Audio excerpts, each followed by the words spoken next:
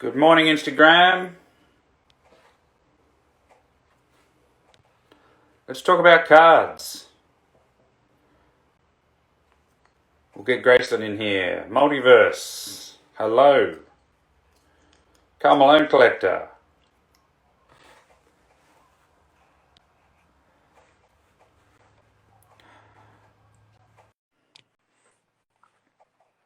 Mitch. Jalen. Hello. There's Grayson. I don't know who looks worse. What are you saying? You're a mess. You're a mess. We're both in COVID protocols. Yes. I don't feel better today. I thought I was feeling better yesterday. Did you pull a negative? I don't know yet. The old Hobart test results, they take a while to come in. Just for those of you listening at home, we were trying to fly to Vegas. We had urgent, you pay the top dollar, get the red carpet service for your test, and our test results arrived 5 minutes before we had to board the plane, which was approximately 14 hours after the tests were done. They were meant to be in like 4 max. Yeah. Luckily, we got a quick 15-minute test job done at Sydney Airport. Yeah, just banging them out at the airport. Just get it done. Fantastic. Yeah. Okay. A few things to talk about this morning, and we've already got some questions coming in. Clutch. G is looking a bit like the Unabomber at the moment, like an FBI sketch. Well, I haven't done my hair, so I look like exceptionally old. So. But send through your questions with the question sticker. You can use it down the bottom there. We've got a couple that have come through already. I'm sure people will want to hear your thoughts on some topics, G. But we got the NBA playoffs. It was yesterday. Mavs versus Warriors. Luka struggled. What's happening? What do you got there? What? Oh, you want to talk Marvel too? We'll get back. For those of you who hang around, there might be a little bit of a little treat at the end. Okay. Oh no! Listen, the Mavs dial it in occasionally. They have in every series thus far. They don't have a championship team yet. Mm-hmm. They've got pieces. They've got players that are streaky. I think Luka has to somewhat manage himself in games. He gets beat up so much. Yes. I think that what they tend to do is as soon as he kind of calls time, so does the team. I don't think it's a problem. I think they'll still push the Warriors. The Warriors are like, I think we all just didn't anticipate they would bounce back as quickly and strongly as they did. It feels to me like vintage Ali. Like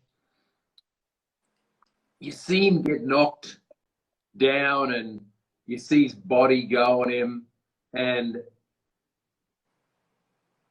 somehow he comes back again and takes on like the best of the best, and you start to look at them and you go, wow, you got 4 all-stars, and you've got a good young crop of players too. Like Poole seems to have been a steal in that draft. Certainly a lot of our singles that sold over the last year and a half were steals. And Kuminga seems to be like he's a really positive influence. So yeah, I don't know. They're back and they look like a championship team, and they're old and broken up. And well, are they that old? I mean, they're old in terms of an NBA athlete, I suppose. but they feel like a team that that probably has earned the right to go for another championship, definitely. And that's why I like them to our lead. Like it's, they couldn't have been knocked out more than they were. Like they were literally, they went from being dynasty to the easiest team to beat in the NBA. And within what, three seasons, they're now favorites to win everything. So, I mean, obviously speaks volumes to the organization, but at the same time, when you've got Curry and Clay and guys like that, and I mean, Andrew Wiggins, you say what you want about him. There is, if someone said to me, "Great, put a gun to my head," they said, "Listen, Grayson, I need 20 points a game. I need to get 20 points tonight, and I need to get like 4 rebounds and 2 assists." Like, I'm picking Andrew Wiggins every week. Guy is just like clockwork in terms of his numbers. So, yeah, we've seen them come back brilliantly, just like Ali did, and yeah, good luck to them. I hate them. No one buys Warriors stuff. So just anyone out there who doesn't actually have a retail store, no one buys Warriors stuff anywhere in the world. What do you mean? Surely they buy Steph Curry stuff. Nope.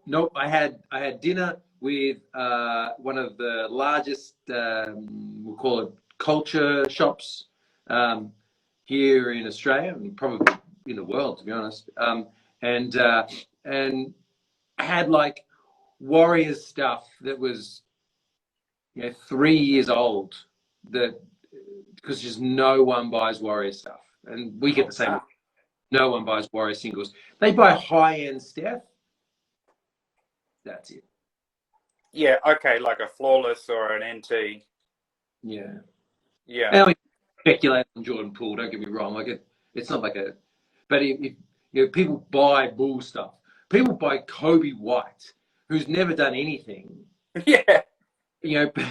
People buy certain brands. New York Knicks. Like, when was the last time the Knicks were relevant?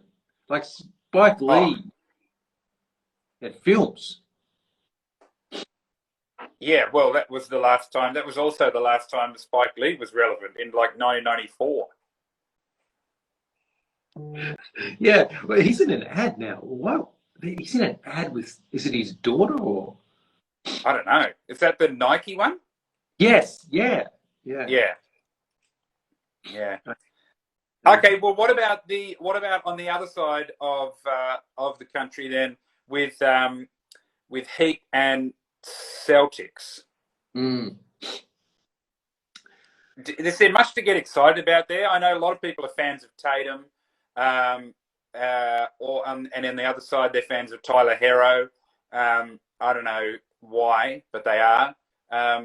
Tatum, you've gone on record very often that he is not a Batman type player. It might have gone up early. I saw Shaq talking about him the other day, like, and I was like, wow, like Shaq's giving him a pretty big amount of praise. To be honest, I all this season.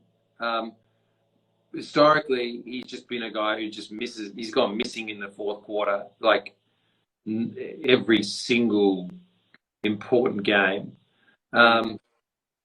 So I haven't watched him at all. The Celtics are surprising. I thought they would have been eliminated first round. I thought they'd be eliminated second round. I expect them to be eliminated by the Heat, which means they'll probably win it. They'll came up with Warriors. I'd expect them to lose again. So, we're probably looking at a new dynasty. I don't know. I'm not sure what the best result is for Cherry in terms of because no one collects Jimmy Butler, no one collects Bam. Tyler Hero is people like him, but he's also like a little bit of a meme. Yeah. And on the other side of the coin, no one collects Marcus Smart. No one collects Jaylen Brown. Like Jaylen Brown has one of the smallest amount of rookie autographs of any current player, and he is a legitimate. Like I would take him over Jason Tatum 99 times out of 100. Like he is legitimately talented. But no one likes him at all. So there's only really Tatum, and yeah, I don't know. So, I don't know who I want to win. Come on, Luka. Luka's got some. Yeah, I mean Luka. Yeah, I mean that Luka's the big guy. He is the what are they missing on the Mavs that they need there? Like Alcohol obviously, policy. huh? An alcohol policy, like a good drug. Yeah.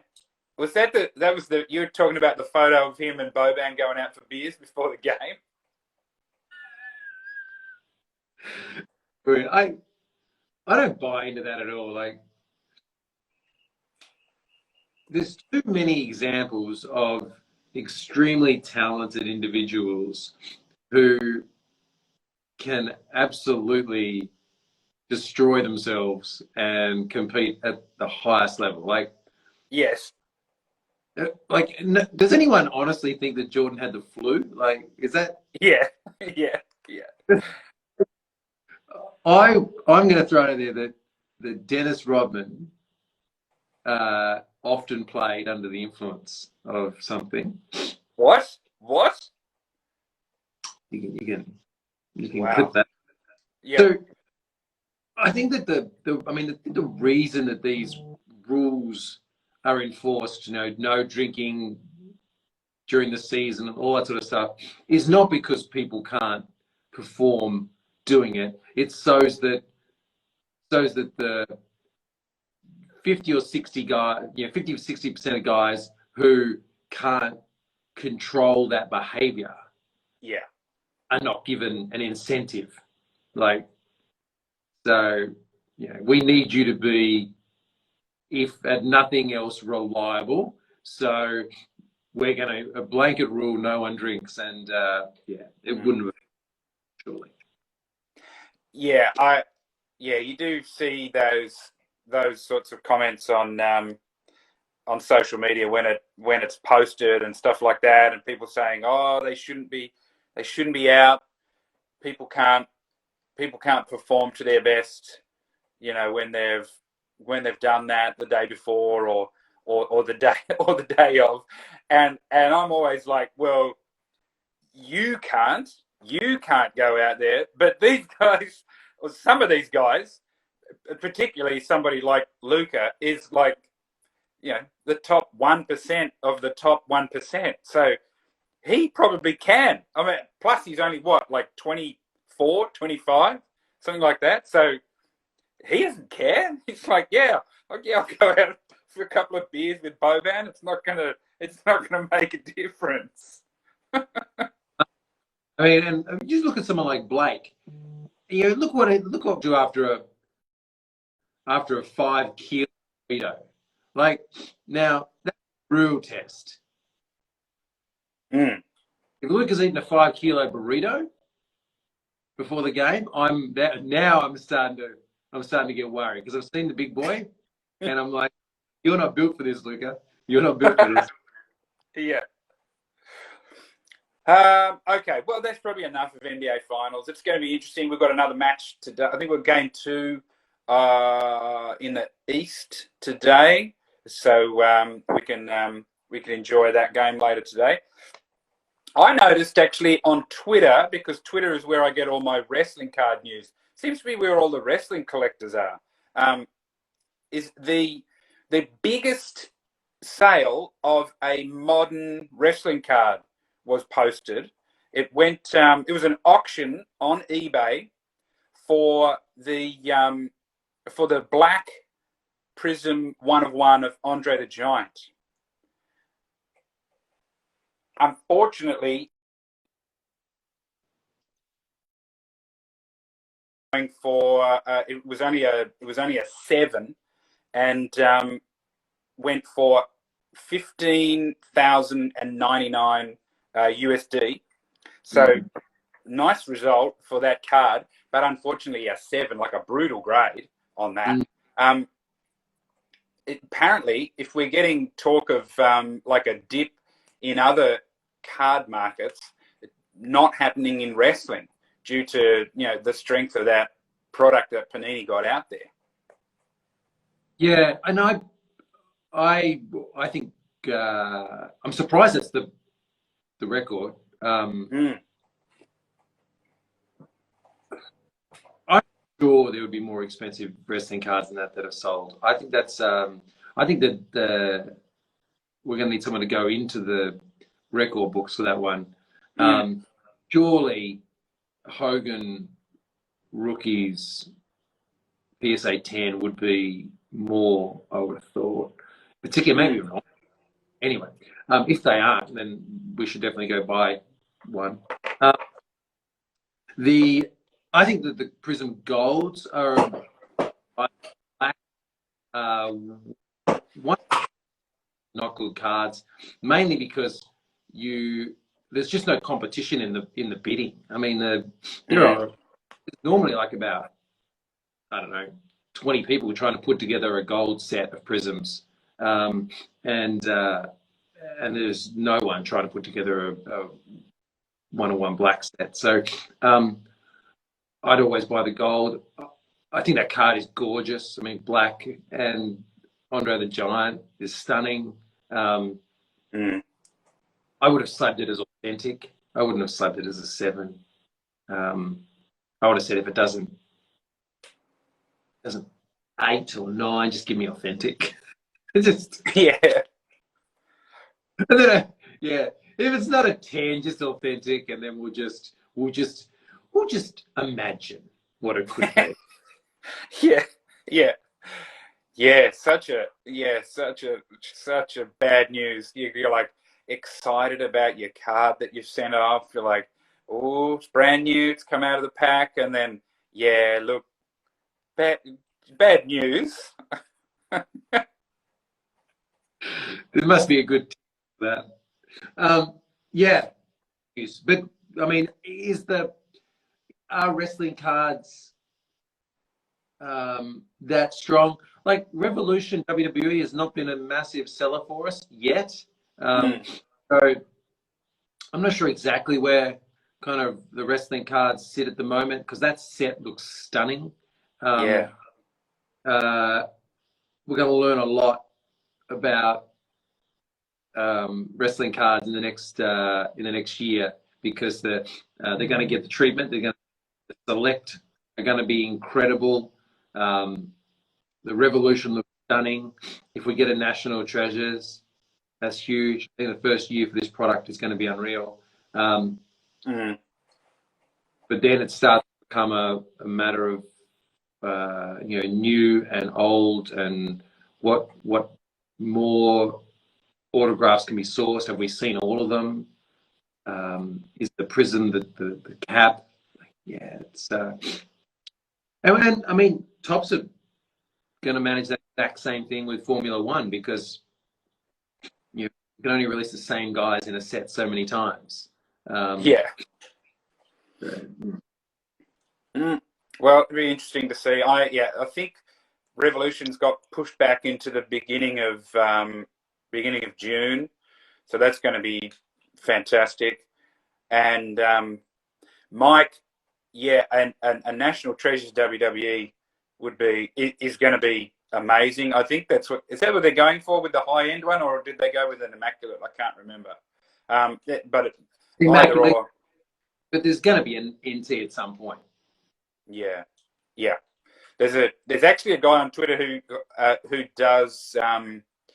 just does Photoshop versions of wrestling cards that haven't come out yet. He just, like, if you send him a request, he'll do it, which I post around often because they're fantastic. He's called Cage Graphics, I think, Kage Graphics.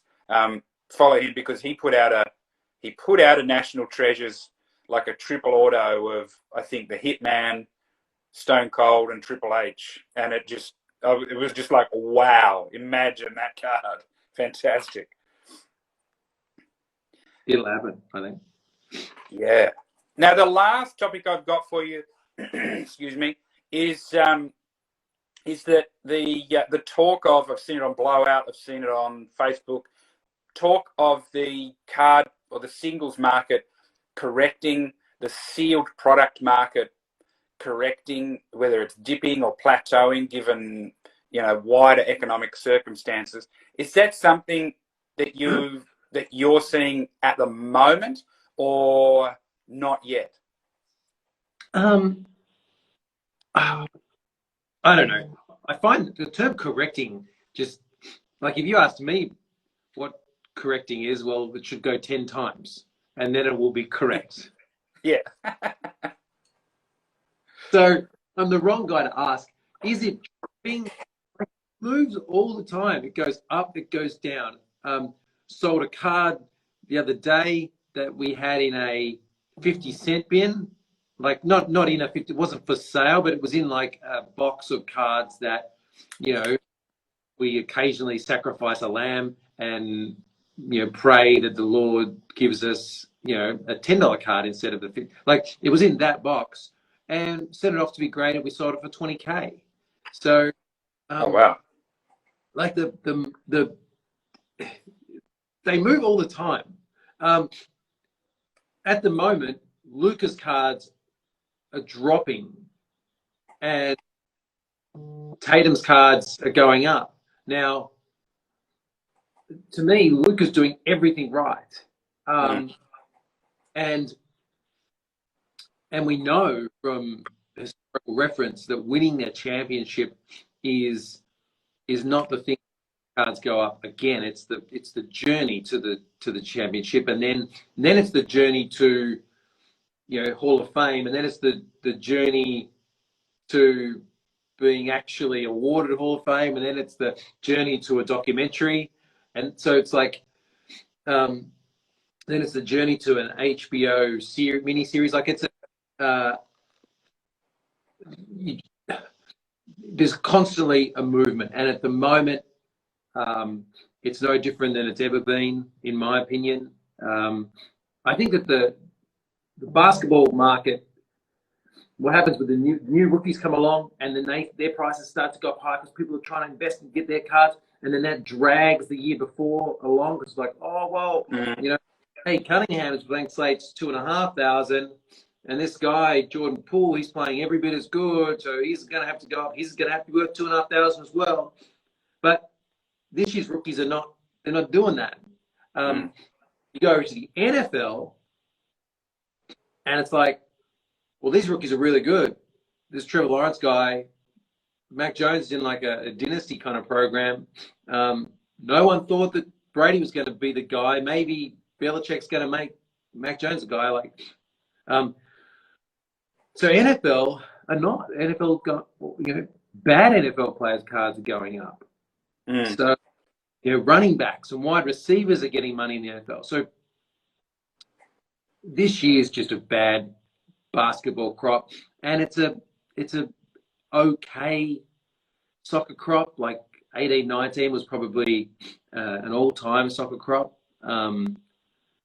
but there's a product right now. Just 1 second, I'll blow my nose, guys.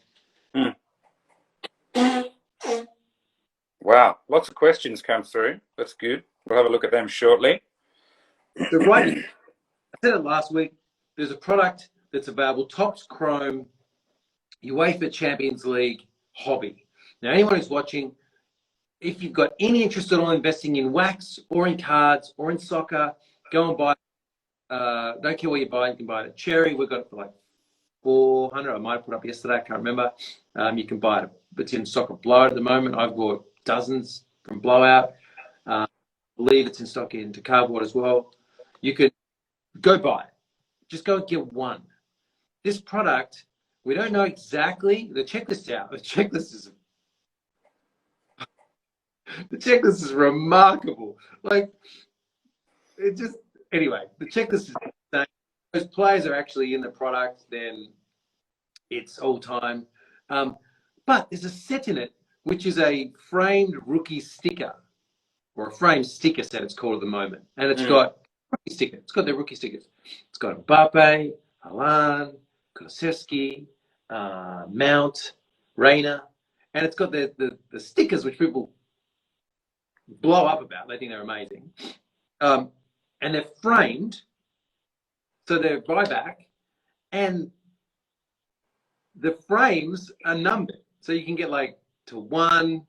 So like there's so many layers to that. It's like you get like original charmed Alyssa Milano, and then you get like different versions. Like you get like new charmed Alyssa Milano wrapped around it. Like there's so many layers to it. If that is the actual sticker, and we haven't had this, let's just assume for a moment that's the actual sticker.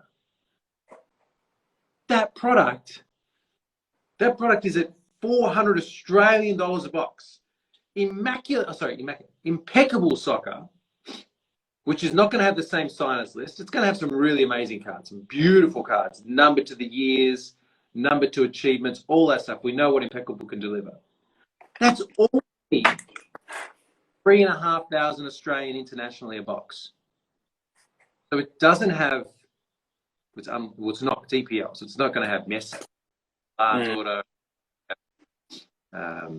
Pedri. It's not going to have any of those. It's not going to have the stickers, the original rookie stickers, Mbappe.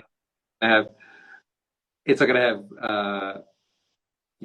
first chrome Messi and PSG uni.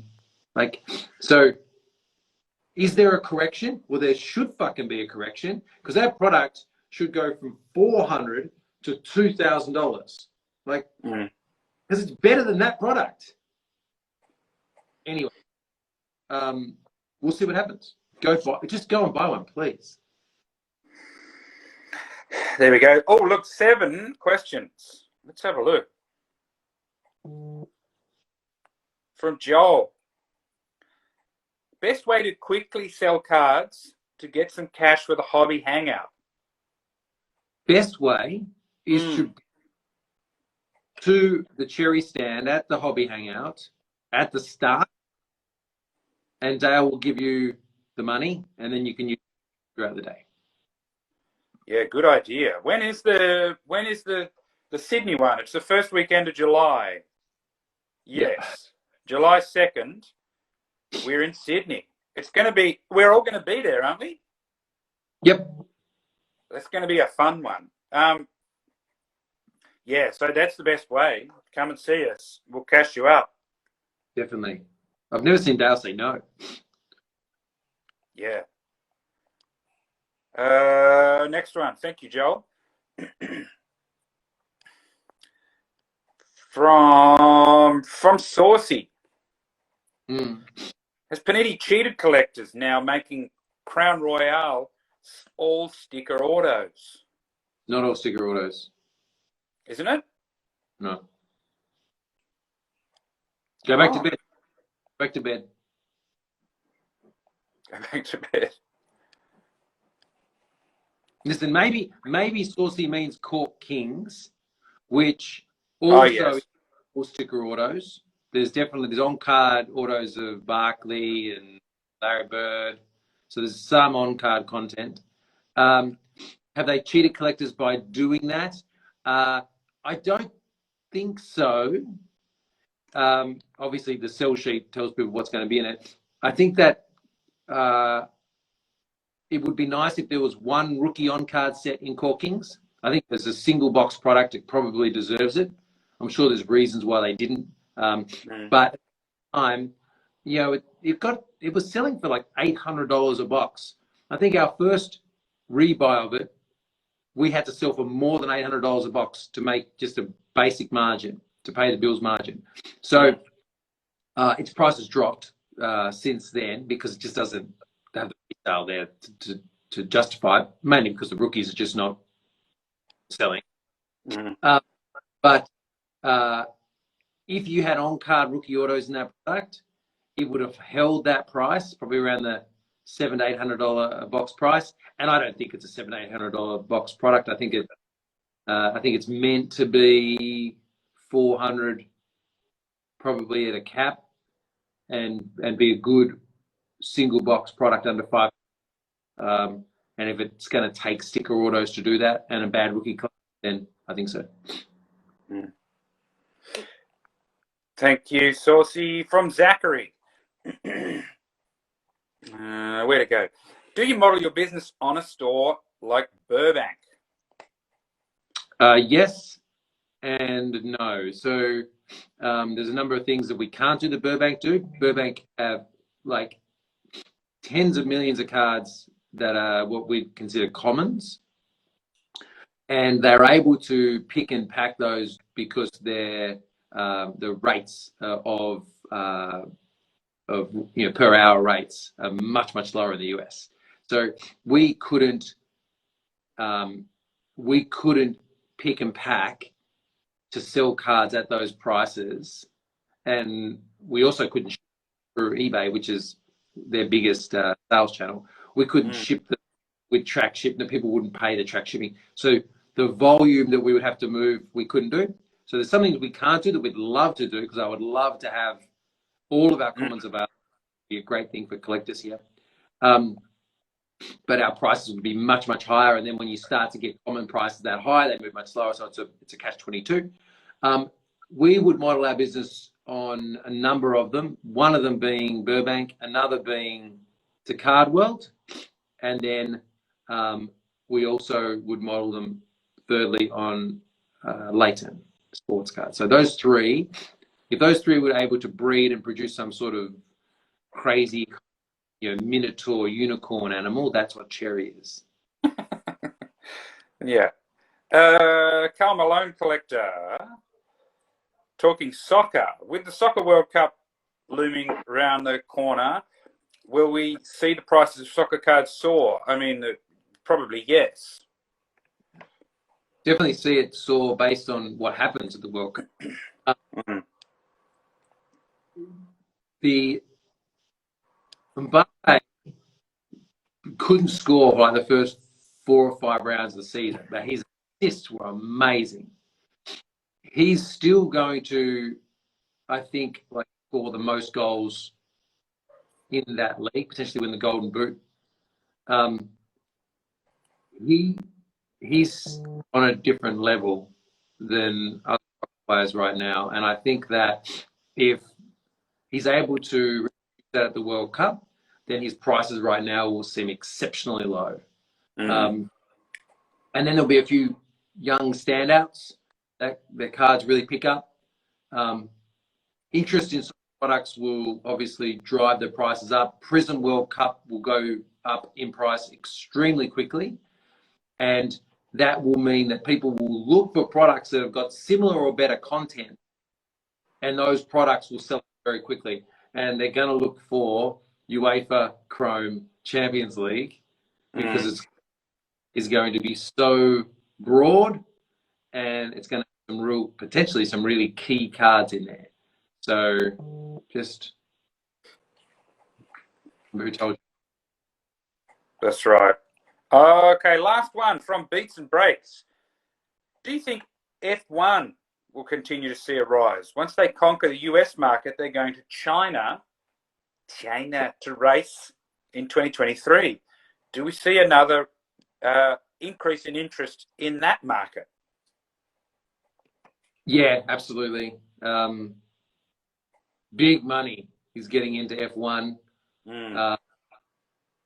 The cards are extraordinary, the ones that are available. Has a lot of content. So there's not the stuff that we're seeing kind of first of, best ofs. Tops are not losing that license.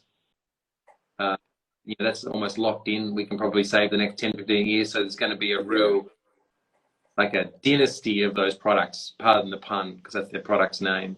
No, I see it going up. The issue they're going to have is when there is a certain amount of saturation, and it's like, well, Mick Schumacher can't be a rookie again.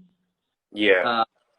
And the top drivers are very right now, which means that we're not going to see a different young guy driving Ferrari. We're not going to see a different young guy driving Red Bull. We're not going to see a different young guy driving McLaren.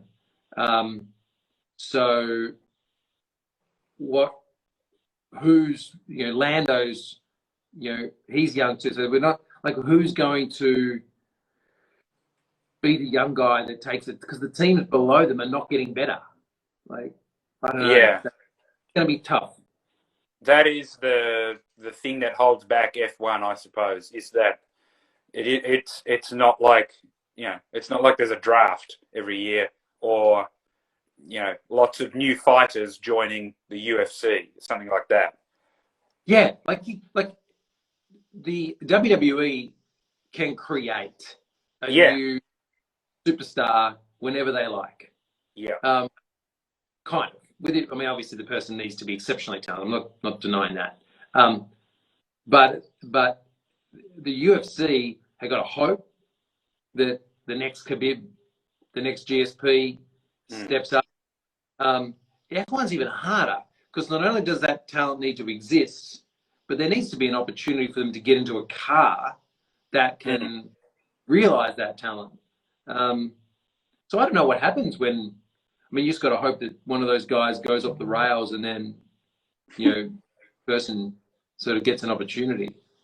Yeah, and I mean, and it's the sort of sport where you can get older in that sport and still perform quite well. Oh yeah, absolutely. I think that one of the things they're going to introduce, they're doing in other products, is cut signatures. I think that cut signatures are inserts of Michael Schumacher if his family agree to, the use of his likeness. Ayrton Senna, the same. I mean, they would. So stuff like that would be extraordinary. Yeah. And they're going to have to be road mapping that out so that they can continue to release. I mean, tell me those Dynasty boxes are like $5,000 pop now. That is incredible.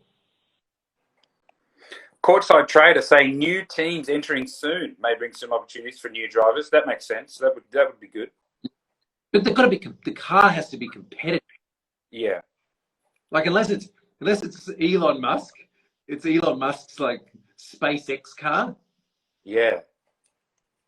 I don't know. That'd be cool.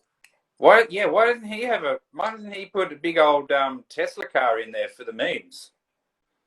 Just this little slow electric car that has to charge every. Okay.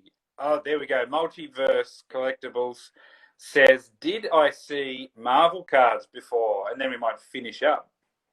Maybe. I'm getting them out because I'm going to take a photo today for my Instagram. So I figured I would give everyone a little look at some apps. These cards, when I purchased them, were really, really inexpensive, and now they are super, super expensive. Which ones?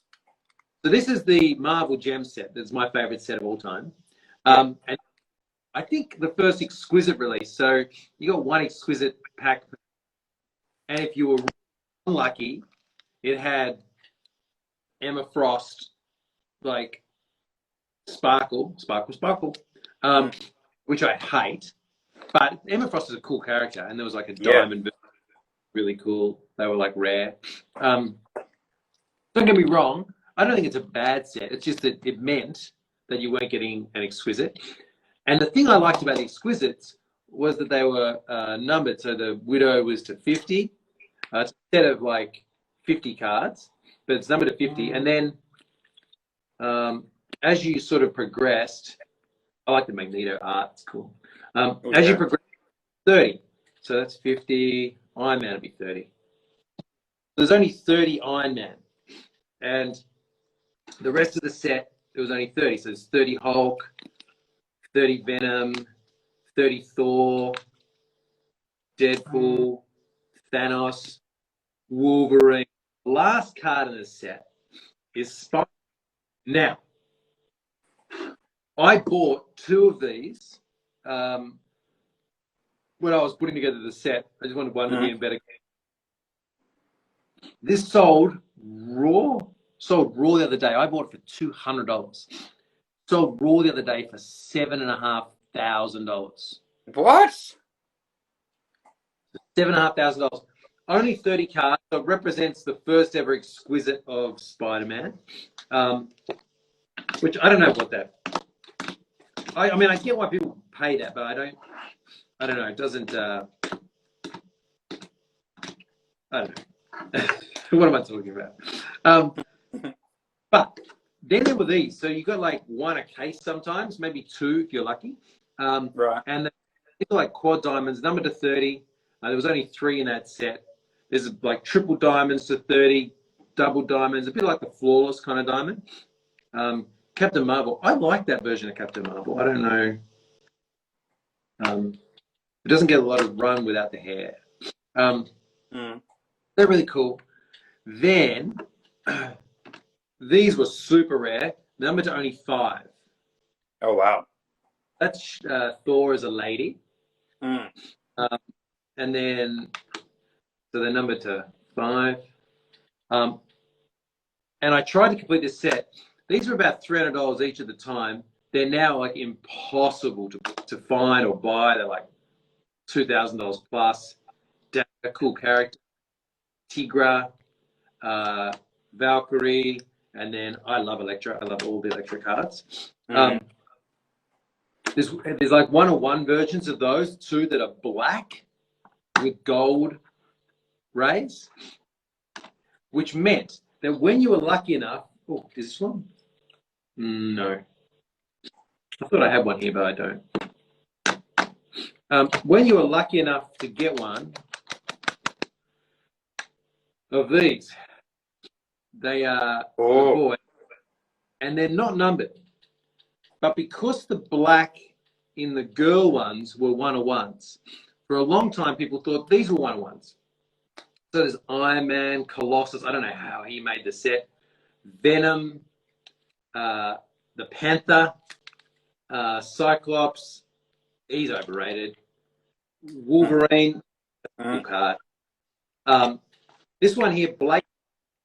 I busted a box. He busted a box. I got nothing. He got Thanos. Whoa. And he sold it to me. I don't remember what he sold it to me for. And then Spidey.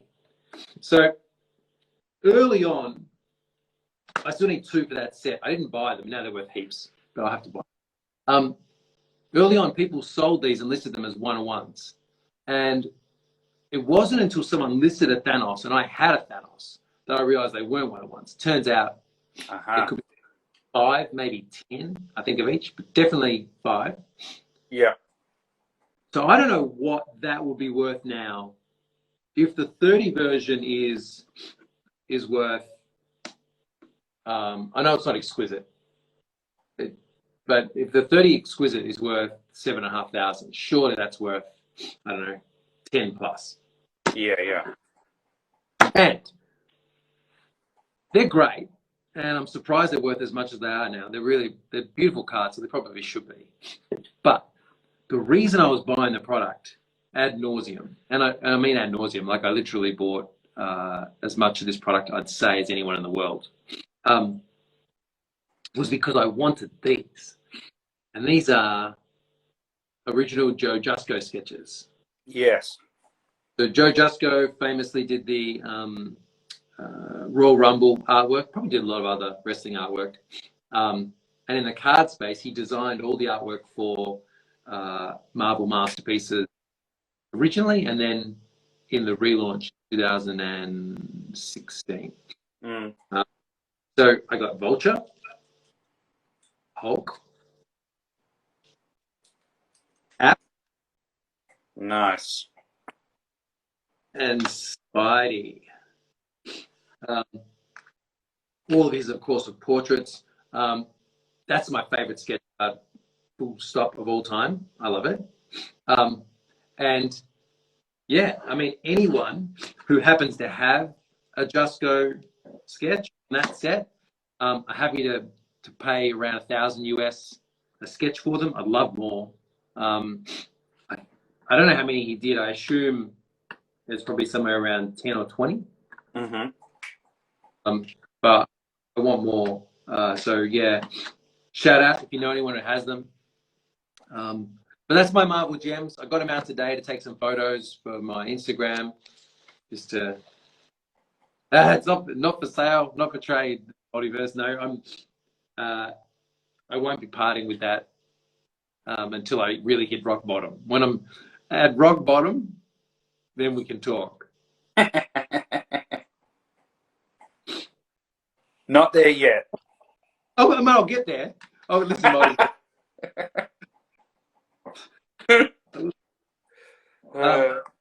yeah. So that's a bit of my stuff.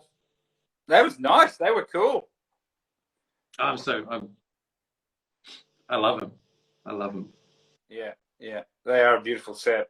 Well, thank you for jumping on, mate. Thank you, everybody, for your great questions again. And we'll see you this time next week, probably. One day earlier, if we're... Yeah. See you later, guys. Have a good one. See you guys. Bye.